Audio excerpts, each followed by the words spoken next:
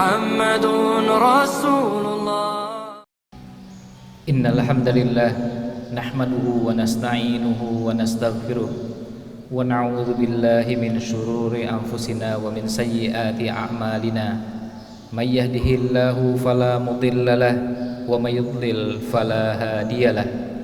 وأشهد أن لا إله إلا الله وحده لا شريك له. وأشهد أن محمدا عبده ورسوله. يا أيها الذين آمنوا اتقوا الله حق تقاته ولا تموتن إلا وأنتم مسلمون. يا أيها الناس اتقوا ربكم الذي خلقكم من نفس واحدة وخلق منها زوجها وبث منهما رجالا كثيرا ونساء واتقوا الله الذي تساءلون به والأرحام إن الله كان عليكم رقيبا. يا أيها الذين آمنوا اتقوا الله وقولوا قولا سديدا يصلح لكم أعمالكم ويغفر لكم ذنوبكم ومن يطع الله ورسوله فقد فاز فوزا عظيما. أما بعد فإن أصدق الحديث كتاب الله وخير الهدي هدي محمد صلى الله عليه وسلم. Jamaah salat Jumat rahimakumullah. Keberadaan kita sebagai hamba Allah mengharuskan kita untuk tidak pernah bosan memanjatkan puji serta syukur atas limpahan nikmat dan karunia yang masih terus Allah berikan pada kita semua.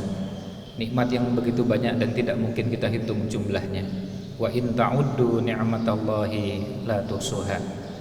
Salawat serta salam mudah-mudahan senantiasa terlimpahkan pada Nabi Allah Muhammad sallallahu alaihi wasallam, pada keluarganya, para sahabatnya, dan siapapun yang senantiasa menegakkan sunnah-sunnahnya sampai akhir zaman.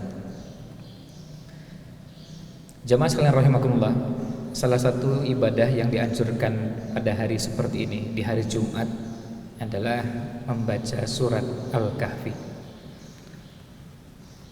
Dalam surat Al-Kahfi kita bisa lihat ada begitu banyak pelajaran penting yang sangat bernilai bagi kehidupan kita. Dan salah satu pelajaran tersebut adalah yang berkaitan dengan kisah. Allah Subhanahu wa taala sebutkan pada ayat ke-13, nahnu naqussu 'alaika naba'ahum bil haqq. Kami ceritakan kepadamu kisah tentang mereka dengan benar. Dari nama suratnya, surat Al-Kahfi yang artinya gua, sudah menggambarkan bahwa isi surat ini menceritakan sekelompok anak muda yang terpaksa harus mengungsi, berada di sebuah gua menjauh karena menyelamatkan imannya. Karena saat itu mereka tidak bisa menjalankan keyakinannya dengan cara yang wajar, mengingat kondisi yang tidak memungkinkan. Dalam kisah seperti ini, kisah Ashabul Kahfi, Allah SWT mengenalkan kepada kita beberapa hal.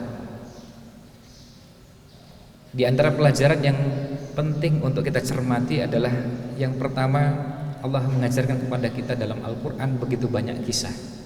Bahkan sebagian ulama ada yang mengatakan sepertiga isi Al-Quran itu isinya kisah. Kalau kita baca Al-Quran mulai surat Al-Baqarah, dari nama suratnya sendiri jelas berkaitan dengan kisah sapi betina. Masuk ke surat berikutnya Ali Imran, kisah keluarga Imran. Masuk ke surat berikutnya dan sampai dengan ke tengah-tengah mushaf pada surat Al-Kahfi juga berisi kisah. Setelah surat Al-Kahfi masuk surat Maryam, juga kisah Maryam. Begitu banyak kisah yang kita temukan dalam Al-Quran. Ini artinya dalam kehidupan kita perlu memberikan perhatian yang besar pada kisah. Dan kita bisa melihat bangsa yang besar juga punya kisah. Dan itu yang diteruskan, dikisahkan kepada generasi berikutnya. Oleh karena itu menjadi salah satu tanggung jawab kita, minimal dalam rumah tangga kita masing-masing, kisah ini kita tularkan pada generasi setelah kita. Para orang tua punya tanggung jawab untuk mengisahkan kisah-kisah yang mulia, kisah-kisah yang baik, kisah-kisah yang benar pada anak-anak mereka. Berapa banyak anak-anak yang saat ini sudah mulai tidak mengenal kisah-kisah yang sepatutnya mereka kenal. Bahkan sejarah perjuangan yang pernah dilakukan oleh para pahlawan di tanah air sudah mulai banyak yang tidak dikenali oleh anak-anak kita. Kemudian yang kedua, kisah-kisah dalam Al-Quran berbeda dengan kisah yang lain. Kalau kita lihat Al-Quran yang jumlahnya 114 surat, 30 juz, dari mulai surat Al-Fatihah sampai surat An-Nas, kisah yang begitu banyak, Allah pilihkan hanya sebagian dari perjalanan kehidupan manusia sejak Adam alaihissalam sampai Nabi Muhammad sallallahu alaihi wasallam. Ini artinya kisah yang Allah sebutkan, yang Allah tampilkan dalam Al-Quran betul-betul kisah pilihan, tidak sembarang kisah. Karena perjalanan kehidupan manusia yang begitu lama, rentang waktu yang sangat panjang, Allah pilihkan hanya sebagian kisah. Ini artinya kisah-kisah ini adalah kisah pilihan.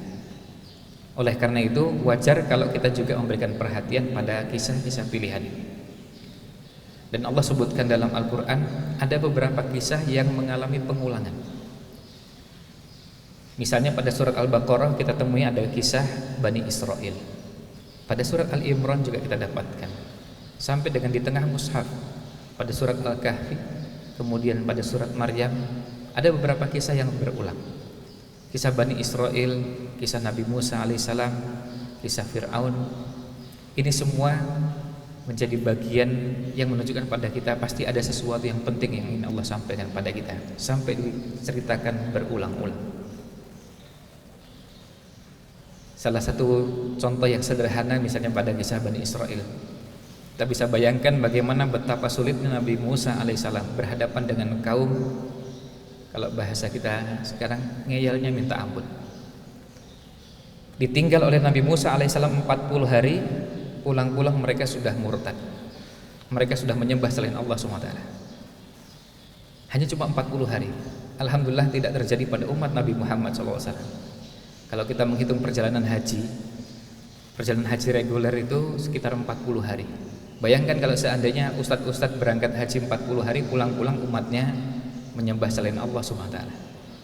Alhamdulillah itu tidak terjadi pada umat Nabi Muhammad sallallahu alaihi wasallam. Kemudian yang ketiga, Allah menegaskan dalam Al-Quran bahwa kisah-kisah itu adalah kisah yang benar. Nahnu naqussu 'alaika naba'ahum bil haqq. Ini artinya kisah yang benar dan betul-betul nyata, bukan kisah yang hanya cuma rekaan. Ketika Allah menceritakan Nabi Musa alaihissalam dengan Harun alaihissalam, itu betul-betul nyata dan betul-betul terjadi. Ketika Allah ceritakan Ashabul Ukhdud, Ashabul Kahfi, Allah ceritakan Luqman berdialog dengan putranya, Allah ceritakan sekian banyak nabi dan rasul. Itu semua benar-benar kisah yang nyata.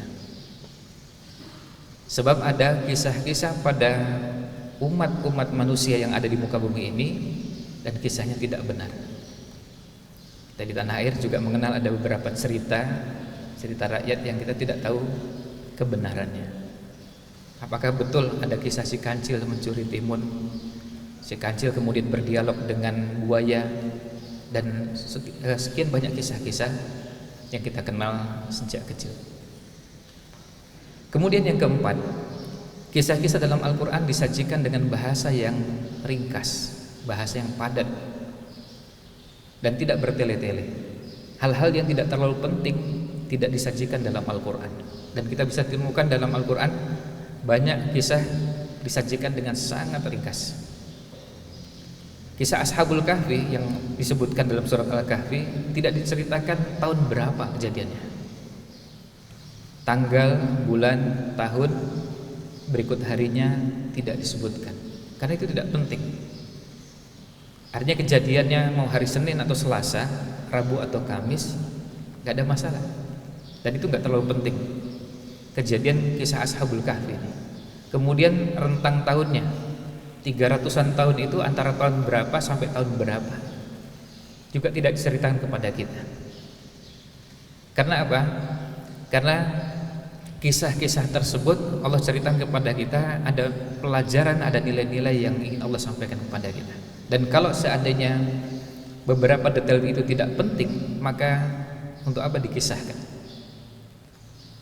Dan Al-Quran ingin fokus pada hal-hal yang penting yang menjadi pelajaran. Apalagi kisah-kisah dalam Al-Quran di tempat yang lain, ini poin yang berikutnya. Kisah dalam Al-Quran ini adalah untuk menjadi ibrah, menjadi pelajaran. Ada beberapa detail kisah kalau diceritakan bukan memberikan manfaat, bahkan dari sisi kebersihan hati, dari sisi tazkiyatun nufus, beberapa detail cerita itu malah justru merusak hati. Maka tidak didetailkan, tidak diceritakan secara lengkap. Dan kalau itu penting, maka Allah akan sebutkan. Ini yang menjadi ciri khas kisah-kisah dalam Al-Quran. Maka kisah para nabi dan rasul yang penting untuk disajikan, Allah sajikan. Kemudian yang terakhir, kisah-kisah yang terdapat dalam Al-Quran mengandung banyak pelajaran. Dan masing-masing kisah menyajikan sisi yang berbeda dengan kisah yang lain. Misalnya kalau kita bicara tentang keluarga, suami dan istri, model-model rumah tangga dalam Al-Quran menjadi potret dari model-model rumah tangga yang juga kita kenal di zaman sekarang. Ada model rumah tangga yang suaminya taat, tapi istrinya sebaliknya. Kita mengenal ada nabi yang justru tantangan dakwahnya dari istrinya.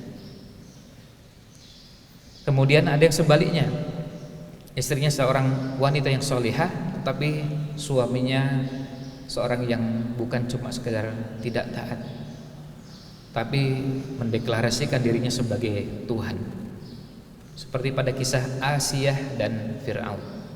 Asiyah Allah janjikan masuk surga dan berdoa minta kepada Allah dibangunkan istana di surga, sementara suaminya Fir'aun. Tapi ada juga rumah tangga yang seperti Rasulullah SAW. Demikian pula ada rumah tangga seperti Nabi Ibrahim alaihissalam. Namun ada rumah tangga yang bertolak belakang, suami dan istri bukan cuma tidak taat, bekerja sama untuk melakukan kejahatan-kejahatan dan menghalangi umat manusia dari ketaatan. Kisah Abu Lahab sampai Allah abadikan dalam Al-Quran, dan Allah sebutkan istrinya. Bukan cuma disebutkan Abu Lahabnya dengan tabbat yada abi lahabi wa tab, sampai istrinya disebutkan. Tetapi kenapa di Quran disebutkan tidak dengan namanya ketika menyebutkan nama istrinya Abu Lahab? Karena nama istrinya baik, maka tidak layak disebutkan namanya, tapi cukup disebutkan wa mra'atuhu hammalatal hatab. Sebab Ummu Jamilah adalah nama yang baik dan tidak layak kemudian disebutkan pada tempat yang buruk, agar jangan salah persepsi lalu menyebutkan yang baik di tempat yang buruk mengesankan yang buruk. Maka cukup disebutkan wa mra'atuhu, dan istrinya. Nah, ini contoh dari sekian banyak pelajaran yang kita bisa dapatkan dari kisah-kisah dalam Al-Quran. Barakallahu li wa lakum fil Qur'ani wa sunnah, wa nafa'ani wa iyyakum bima fihi minal ayati wal hikmah. Aqulu qawli hadza fastaghfirullah innahu huwal ghafurur rahim.